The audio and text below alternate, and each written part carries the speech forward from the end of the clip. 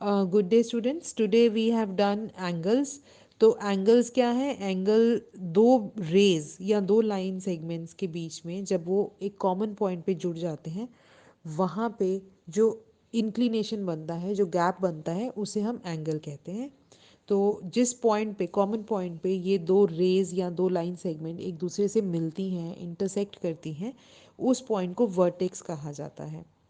और ये जो दो लाइनें हैं, इनको बाजू, आर्म्स, एंगल की आर्म्स भी कहा जाता है इन दो लाइनों को।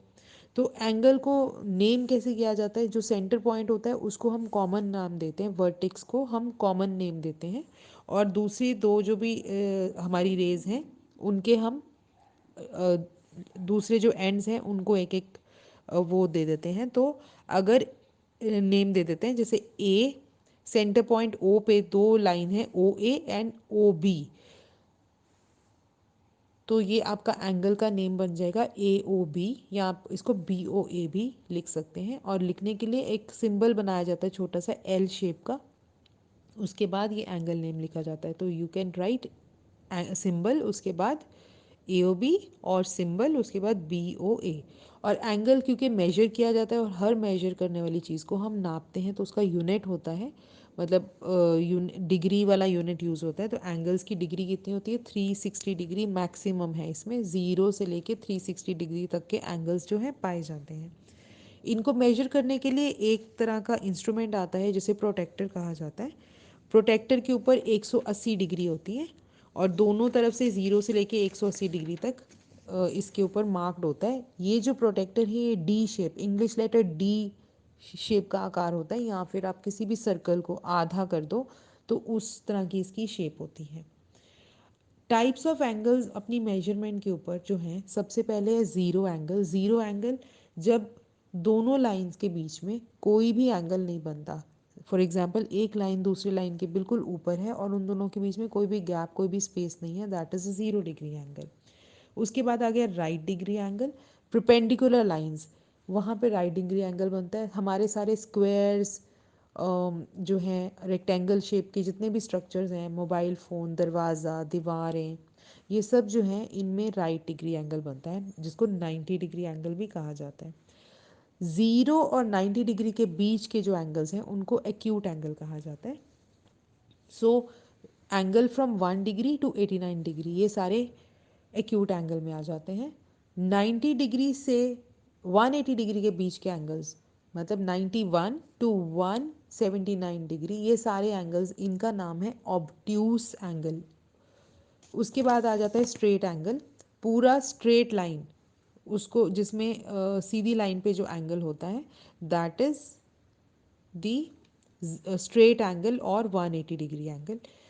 रिफ्लेक्स एंगल, जो एंगल 180 डिग्री से बड़ा है लेकिन 360 डिग्री से छोटा है, उस एंगल को रिफ्लेक्स एंगल कहा जाता है। एंड होल एंगल 360 डिग्री का एंगल, जब पूरा ही एक सर्कल घूम जाती है लाइन और दूसरी लाइन से दोबारा मिल जाती है, तो then they form a whole angle which now is we at a will talk about 360 degree types of angle. Angles जब दो एंगल्स का कंपैरिजन होता है।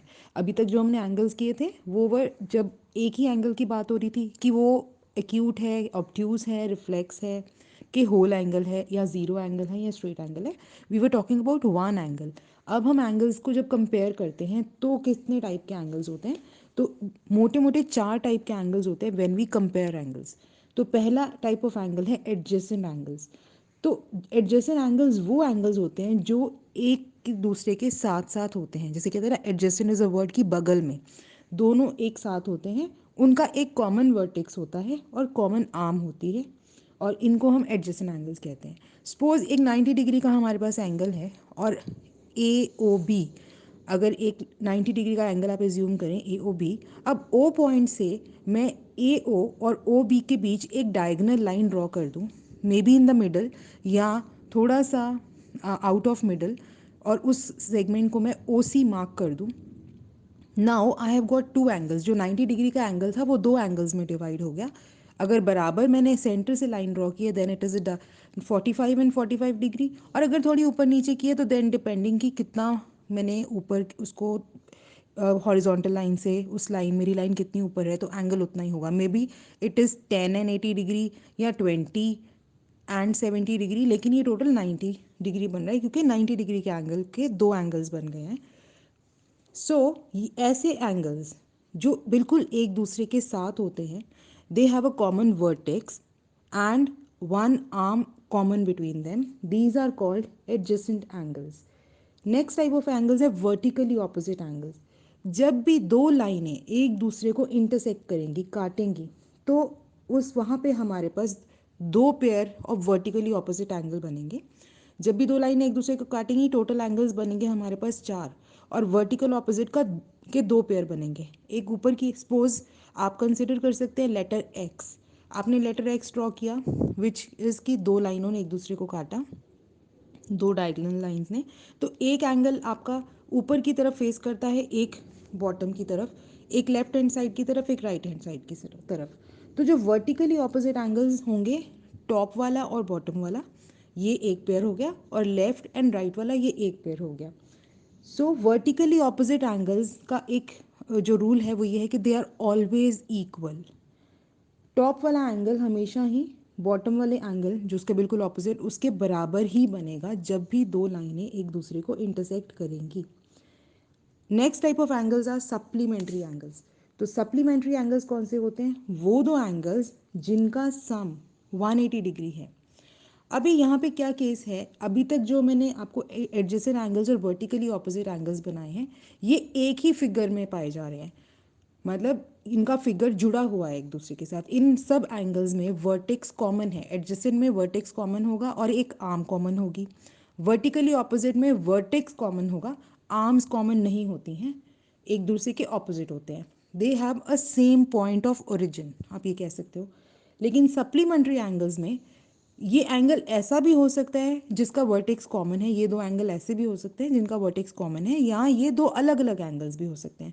सो फॉर एग्जांपल, एक पेपर पे एक एंगल आपने ड्रॉ किया 60 डिग्री का और दूसरा 120 डिग्री का, तो आपको ये अगर क्वेश्चन आता है कि आर दी सप्लीमेंट्री एंगल्स, तो आपको इनको टोटल करके देखना है। 120 प्लस 60, ये बन गया 180, सो दे आर सप्लीमेंट्री। सपोज एक एंगल 60 डिग्री का है, दूसरा एंगल 45 डिग्री का है, तो अब अगर आपको क्वेश्चन है कि इज दिस सप्लीमेंट्री, आप दोनों को ऐड करेंगे, 60 plus 45 is 105। So they are not supplementary, because supplementary angles होने की कंडीशन ये है कि their sum should be 180 degree. और इसमें ये है कि ये दो अलग अलग एंगल्स भी हो सकते हैं या कॉमन वर्टेक्स वाले एडजेसेंट एंगल्स भी हो सकते हैं। जैसे कि एक स्ट्रेट लाइन है, उसके ऊपर हमारी एक डायगोनल लाइन या परपेंडिकुलर लाइन जा रही है। अगर परपेंडिकुलर लाइन जाएगी तो आप देखेंगे कि दोनों 90 डिग्री, सॉरी, दोनों 90 डिग्री के एंगल्स बन गए। और अगर डायगोनल गई है तो एक एक्यूट एंगल, एक ऑब्ट्यूस एंगल बनता है। बट द कंडीशन इज कि sum of these two angles is supplementary. Same is the case with complementary angles, but उनका सम होता है 90 डिग्री। तो जब भी दो एंगल्स अगर उनका सम 90 डिग्री है, they will be called as complementary angles.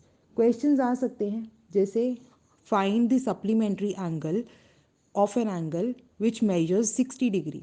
तो आपको 60 डिग्री वाले का सप्लीमेंट्री कौन सा होगा? तो हमें पता है सप्लीमेंट्री का टोटल 180 होता है, तो 180 माइनस हम 60 कर देंगे तो आंसर आ जाएगा 120 डिग्री। तो supplementary angle will be 120 degree, किसका? 60 डिग्री का। इन दोनों का combination. Same type of questions we will get for हमारे जो है कॉम्प्लीमेंट्री एंगल्स, कि एक कॉम्प्लीमेंट्री एंगल का जो है दूसरा एंगल कितना है जब एक आपको बता दिया गया है। सपोज एक आपको अगर बता दिया है कि 40 डिग्री, तो आपको सेकेंड बताना है, तो कॉम्प्लीमेंट्री एंगल्स टोटल होते हैं 90 डिग्री। सो आपको 90 माइनस 40, 50 डिग्री का आपका कॉम्प्लीमेंट्री एंगल होगा 40 डिग्री का।